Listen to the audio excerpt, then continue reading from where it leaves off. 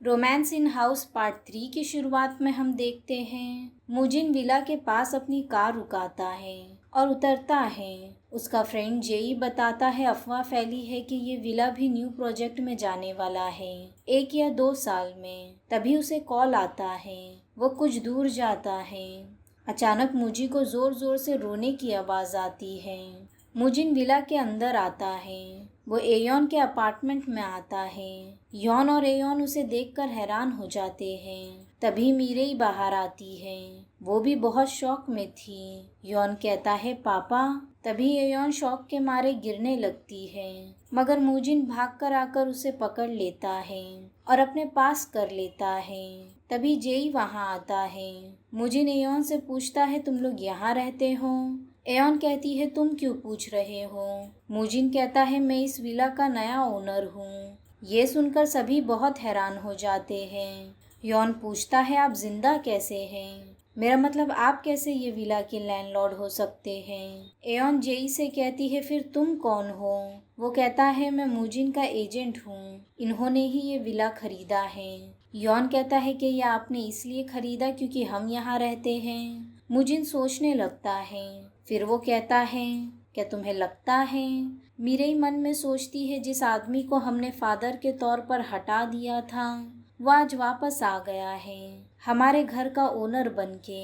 अब कुछ साल पहले एयोन और मुजिन साथ खड़े होते हैं। एयोन कहती है बच्चों की कस्टडी मुझे देने के लिए शुक्रिया। मुजिन कहता है अभी भी सोच लो, वक्त है। एयोन कहती है मैंने तुम्हें छोड़ने के लिए 1000 बार सोच लिया है। अच्छे से जीना और बच्चों की फिक्र मत करना।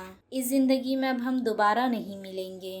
वो जाने लगती है तो मुजिन कहता है मेरे साथ रहना कैसे था? एयोन कहती है अगर सबसे अच्छी मेरी जिंदगी में कुछ हुआ था तो मीरेई और हियोन होंगे और सबसे खराब चीज तुमसे मिलना था। ये कहकर वो वहां से चले जाती है और मुजिन वहीं रोने लगता है। वहीं मिस्टर वान विला के कुछ लोगों को बता रहा था नया लैंडलॉर्ड हमारे एरिया में बहुत फेमस था। उसकी वाइफ हमेशा उससे परेशान रहा करती थी। एयोन मुजिन से लड़ रही होती है।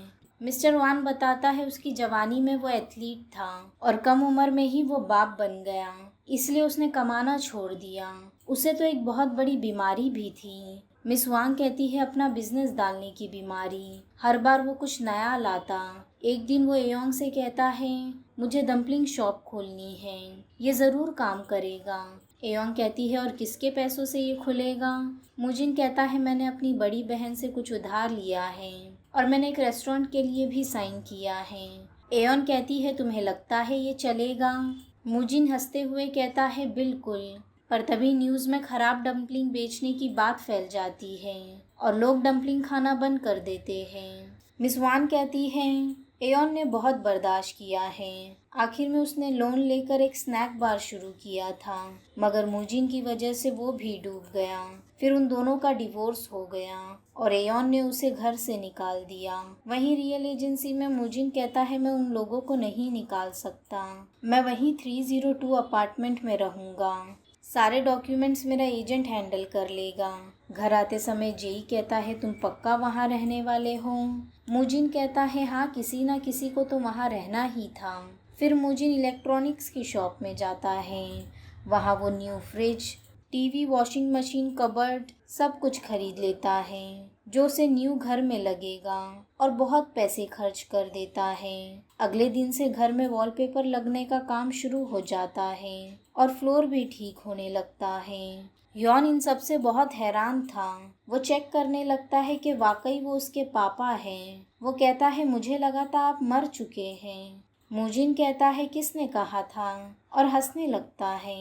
यॉन कहता है आंटी ने। मुजिन कहता है वो तो हमेशा ऐसा कहा करती थी जब भी हमारा झगड़ा होता था। यॉन कहता है फिर मोटरसाइकिल का क्या जिसका एक्सीडेंट हुआ था? मुजिन कहता है 1 साल पहले इसी टाइम पर हुआ था। यॉन कहता है हाँ। मुजिन पूछता है इसलिए कल तुम लोग मेरी डेथ एनिवर्सरी मना रहे थे? तभी मीरेई वहाँ आती है। वो यॉन से नीचे जाने कहती है और मुजिन से कहती है हम इस महीने के एंड तक 102 अपार्टमेंट खाली कर देंगे, तब तक डिपॉजिट दे देना और अपार्टमेंट के बारे में कुछ भी कहना हो तो मुझसे बात करना, मेरी मॉम से नहीं। वो नीचे आती है और एयॉन और यॉन से कहती है हम इस हफ्ते के एंड तक घर खाली कर देंगे। यॉन कहता है कि सच में तुम ऐसा करोगी? एयॉन कहती है हाँ, यहाँ से शिफ्ट हो जाते हैं, मगर आसपास के घर बहुत महंगे हैं, हमारे डिपॉजिट में वो नहीं आएंगे। मिरेई कहती है हम लोन ले लेंगे और वहाँ से निकल जाती है। वो कार में आकर सोचती है अब मैं ये खुद हैंडल कर लूँगी। तभी उसे उसके एक्स का मैसेज आता है। वो कहता है मैं इस हफ्ते की एंड तक तुम्हें आखिरी चांस दे रहा हूँ, सोच लो। मिरेई उसका मैसेज इग्नोर करते हुए निकल जाती है और सोचती है जितना जल्दी हो सके मैं ये सिचुएशन ख़त्म कर दूँगी। वो और एयोंग बहुत से घर देखते हैं, मगर सब उनके बजट के बहुत बाहर होता है। यॉन सर्च करता है ये विला कितने का होगा। उसे पता चलता है 3 बिलियन का। वो बहुत हैरान हो जाता है कि उसके पापा के पास 3 बिलियन है। वहीं अपार्टमेंट 302 भी पूरा रेडी हो चुका था। वहीं घर ढूंढने के लिए दिन रात मेहनत करने के बाद मिरेई भी बहुत थक चुकी थी, मगर उन्हें कोई घर समझ नहीं आता। कुछ दिन बाद मुजिन का सामान भी शिफ्ट हो जाता है। वो नीचे खड़ा होता है, तभी बाकी लोग उससे आकर मिलते हैं, मगर यॉक नहीं मिलता। उसे अभी भी मुजिन पर शक होता है कि उसी ने आग लगाई थी। तभी एयोन भी वहां आती है। मुजिन उसके पास जाकर पूछता है क्या तुम लोगों ने खाली करने का दिन सोच लिया है? ये सुनकर सभी हैरान हो जाते हैं। एयोन कहती है हम जल्द ही निकल जाएंगे। मुजिन कहता है मुझे बता देना, फिर मैं वो रेंट पर डाल दूंगा। तभी योन पापा कहते हुए उसका बैग लेके आता है और मुजिन से पूछता है आपका ये बैग कहाँ रखना है। एयोन इससे बहुत एम्बैरेस हो जाती है। तभी मिरेई कार लेकर आती है। एयोन कार में बैठती है। मिरेई कहती है आज हम घर ढूंढ ही लेंगे। वहीं हमें तेप्योंग का घर दिखाया जाता है। उसके पास बहुत से मेडल्स और सर्टिफिकेट्स होते हैं। वो एक एथलीट होता है। वो रेडी होकर खुशी खुशी अपने काम के लिए निकल जाता है। पार्किंग में पहुंचकर वो मिरेई को देखता है। मिरेई कॉल पर कहती है क्या मैं और लोन नहीं ले सकती? सामने वाली कहती है नहीं। मिरेई फिर से तेप्योंग को नहीं देखती, वो अपनी ही परेशानी में थी। तेप्योंग 10th फ्लोर का बटन प्रेस करके खुद 2nd फ्लोर पर उतर जाता है। वहीं मुजिन की पूरी शिफ्टिंग हो चुकी थी। वो यॉन के साथ कूड़ा फेंकने बाहर आता है और उसे अपने लिए और मूवर्स के लिए ड्रिंक्स लाने कहता है। उसके जाते ही मुजिन सिगरेट पीने के लिए माचिस जलाता है, पर वो कुछ सोचने लगता है। तभी मिस्टर चॉय वहां आते हैं। वो मुजिन से बात करने लगते हैं और कहते हैं पुराने लैंडलॉर्ड बहुत जल्द ही चले गए, वो बस 80 साल के ही थे। अचानक वो मुजिन को देखकर कहता है क्या हम पहले कभी मिले हैं? मुजिन थोड़ा कतरा जाता है। वो कहता है पता नहीं, मगर मैं पहले यहीं रहा करता था। मिस्टर चॉय कहते हैं मैं 1 साल पहले ही यहाँ शिफ्ट हुआ हूँ, पर तुम देखे से लग रहे हो।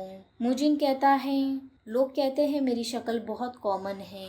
मिस्टर चॉय कहते हैं नहीं, ये बात नहीं है। अब कुछ देर बाद वो ऊपर आकर अपने घर की सफाई कर रहा था। जले हुए सामान में से उसे एक कैप दिखती है। वो लाल कलर की होती है। मुजिन कुछ सोचने लगता है। तभी बेल बजती है। वहाँ जेई होता है। जेई मुजिन को ट्रांसफ़र के डॉक्यूमेंट्स देता है और कहता है तुम्हें यहाँ शिफ्ट होने में बहुत पैसे खर्च कर दिए। मुजिन कहता है फिर भी मैं लेट हो गया। जेई कहता है पुराने लैंडलॉर्ड का मैटर मैंने चुपचाप संभाल लिया है, किसी को पता नहीं चला। वहीं मिरेई मीटिंग में होती है। तभी उसे एयोंग का मैसेज आता है कोई भी लैंडलॉर्ड पैसे कम करने के लिए तैयार नहीं है। ये देखकर मिरेई परेशान हो जाती है। अब कुछ देर बाद वो अपनी मॉम से बात करते हुए जा रही थी। कॉल रखते ही उसे दूसरा कॉल आता है। मिरेई वो पिक करती है। वो देख नहीं पाती वो उसके एक्स बॉयफ्रेंड का होता है। उसका एक्स बॉयफ्रेंड कहता है रुको, मैं तुम्हारे पास ही हूँ। वो बहुत गुस्से में मिरेई के पास आने लगता है। वो जोर से मिरेई का नाम लेता है। मिरेई के ऑफिस कलीग्स भी वहाँ होते हैं। वो उससे कहता है ब्रेकअप कर लेते हैं। मिरेई कहती है हमारा ऑलरेडी ब्रेकअप हो चुका है। वो कहता है नहीं, मैं तुमसे ब्रेकअप कर रहा हूँ, मैं तुम जैसी लड़की के साथ नहीं रह सकता। सभी उन्हें देखने लगते हैं। वो कहता है क्या तुमने कभी मुझसे प्यार किया? तुम क्यों शादी के खिलाफ हो? प्यार में लोग शादी ही करते हैं। वो जानबूझकर सभी के सामने सीन क्रिएट कर रहा था। तभी तेपियोंग भी वहाँ आता है। वो लड़का कहता है, क्या मैं कभी तुम्हारी प्रायोरिटी में था? मगर तुम हमेशा थी। मीरे जोर से चिल्लाती है, बस करो, मैं समझ गई तुम मुझसे ब्रेकअप कर रहे हो। इतने लोगों के सामने तुमने मेरी बेइज्जती कर दी, अब तुम खुश होगे ना? वो कहता है, पहले तुम नहीं जाओगी, पहले मैं यहाँ से जाऊंगा। और वहाँ से चले जाता है। मीरे अपने कलीग्स को देखती है और शर्म की वजह से भाग जाती है। तेपियोंग उसके पीछे जाता है और उसे साइकिल पर बैठने कहता है। मीरे सोचने लगती है, मगर वो उसके कलीग्स को आता देखती है और तेपियोंग के साथ साइकिल पर बैठ जाती है। वो उसके साथ वहाँ से जाने लगती है। तेपियोंग पूरे रास्ते कुछ नहीं कहता। मीरे भी उदासी से चुपचाप बैठी होती है। वो लोग एक जगह रुकते हैं। तेपियोंग मीरे से कहता है, तुम यहीं कुछ देर बैठो, मैं रेस्ट रूम जाकर आ रहा हूँ। और वो वहाँ से चले जाता है। यही पार्ट 3 एंड होता है। वीडियो पसंद आया हो तो लाइक शेयर और सब्सक्राइब ज़रूर करना। मिलते हैं पार्ट 4 में।